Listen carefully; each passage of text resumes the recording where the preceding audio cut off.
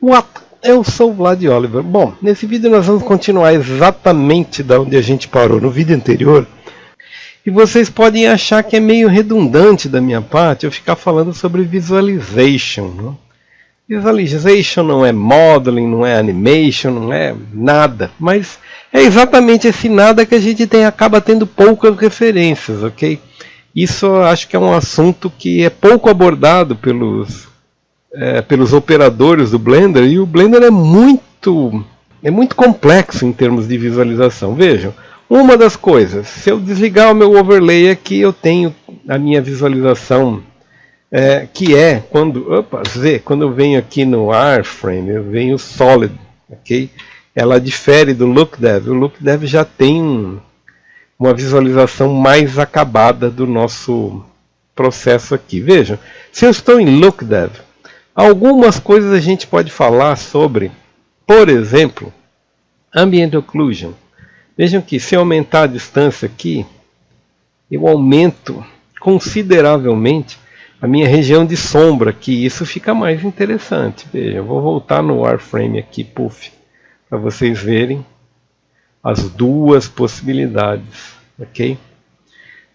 Vejam que aumentar o ambiente occlusion, aumentar a precisão do traço também pode me ajudar a ambientar melhor o meu modelo. Vejam, é importante vocês considerarem que nós estamos falando sobre visualização, ok? E visualização não é render. O render vai ser o produto final de eu acatar os processos de visualização que eu tenho aqui, ok? O que eu estou mostrando para vocês são maneiras diferentes de se mostrar uma mesma coisa, ok?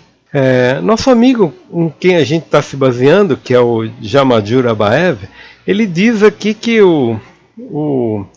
é muito semelhante ao Keyshot, ok? A maneira como você acaba trabalhando, ok? O processo de visualização. Muito bem, a gente continua aqui. E se eu vier aqui, vejam, ainda estou no LookDev, ok? Aqui já é o visual renderizado. Se eu vier para cá, para os Cycles, eu tenho o que eu estou fazendo, está um certo estouro em função de eu ter um background muito claro aqui, ok? Mas se eu volto aqui ao LookDev, vejam, o LookDev me dá até uma condição mais realista do que o render nessa atual conjuntura, porque ele dissocia um pouco as questões de ambiente aqui. Vejam, eu posso vir aqui, Shading, vejam, é interessante isto. Isto aqui é muito parecido com o processo do Substance Painter, ou com o processo do Keyshot, que é o que nosso amigo fala, ok? Ou seja, características diferentes de ADRI, e esses ADRI estão relacionados única e exclusivamente à visualização. Ou seja, tirei esse objeto daqui, ou me propus a renderar, eu vou perder essa informação de cor aqui, uma vez que eu não tenho, a menos que eu venha setar esse material aqui. Vejam, aqui tem uma série de veja, tem temas, enfim, eu estou no preference das luzes aqui embaixo, ok? Para trabalhar um sistema parecido com o Substance Painter, ok? Ou seja, me garantir a visualização em vários ambientes diferentes que transferem uma radiosidade, uma incidência de luz difusa com cores, ok? A reflexão dos objetos que estão em volta do meu ambiente aqui, que me ajudam a entender as características do material, etc, etc.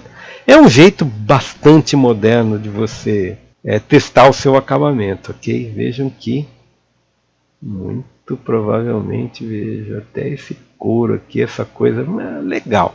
Gostei!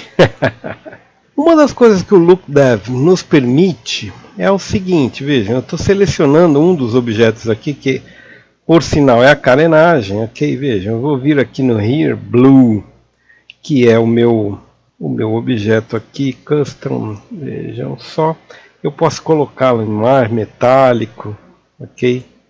com mais roughness, enfim.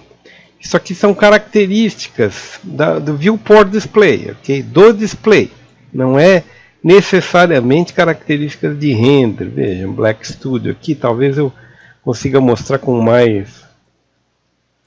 se eu dou um metálico aqui, vejam. Tem uma mudança bastante brusca aqui, ok? Vejam, estou falando uma coisa errada. Obviamente, quando você mexe nas características do material, você está mexendo no resultado que você vai ter no render, ok? O que eu estou querendo dizer é que, na verdade, esse é um processo para auxiliar a tua decisão antes do render, ok? É isso que eu estou querendo dizer. Ou seja, se você estiver contente com as possibilidades aqui, o metálico aqui ele dá a gente sempre tem um pouco de dificuldade de, enfim, vejam, com mais especularidade, com mais tint, enfim, isso aqui, roughness, mais ou menos roughness, eu estou vendo apenas aqui nesta área quais são as mudanças que eu estou fazendo. É uma sintonia muito fina, ok?